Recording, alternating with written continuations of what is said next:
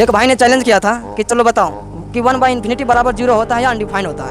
पहला क्वेश्चन की ओर चलते हैं। तो आखिर इन्फिनिटी भाई क्या? इन्फिनिटी कोई नंबर नहीं है। पहली बात तो इन्फिनिटी कोई नंबर नहीं है। इन्फिनिटी एक सिंबल है। क्या है? सिंबल। यह क्या दर्शाता है? यह अनंत संख्याओं को दर्शाता है, जो बार बार मतलब बहुत बड़ी संख्याओं को दर्शाता है, जो कभी खत्म नहीं होता है, जो कभी खत्म नहीं होता है। तो इन्फिनिटी कोई संख्या नहीं है।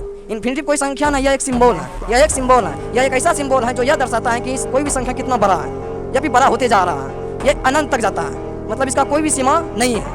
तो जब हम न्यूमरेटर बाय डिनोमिनेटर के रूप में लिखते हैं, पहले तो बात तो ये संख्या ना है, तो ये परिभाषित नहीं होगा। परिभाषित नहीं होगा जब ये कोनो संख्या ही नहीं है, न्यूमरेटर बाय डिनोमिनेटर में है। तो जब कोई इन्फिनिटी कोई संख्या ही नहीं है, ये बहुत बड़ी संख्या है।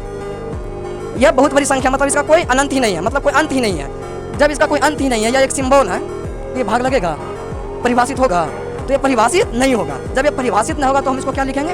अपरिभाषित। मतलब अपरिभाषित मतलब इसको बोलेंगे अनडिफाइंड, मतलब ये फाइंड नहीं हो सकता, ये परिभाषित नहीं हो सकता। पहला तो बात तो ये अनडिफाइंड होता है 1/∞ नहीं। कहीं कहीं अनडिफाइंड भी होता है और कहीं कहीं 0 भी होता है। और 0 कब होता है? 0 जब आते हैं हम अपना प्रैक्टिकल जिंदगी में, लिमिट में आते हैं, जो क्लास 11th में है लिमिट का एक चैप्टर है, और वही प्रैक्टिकल जिंदगी में इसका उपयोग होता है। 0 क्यों होता है तब? अगर हम 1/∞ को बोलें, इन्फिनिटी कोई छोटा नंबर नहीं है, यह एक बहुत अनंत बढ़ती संख्या।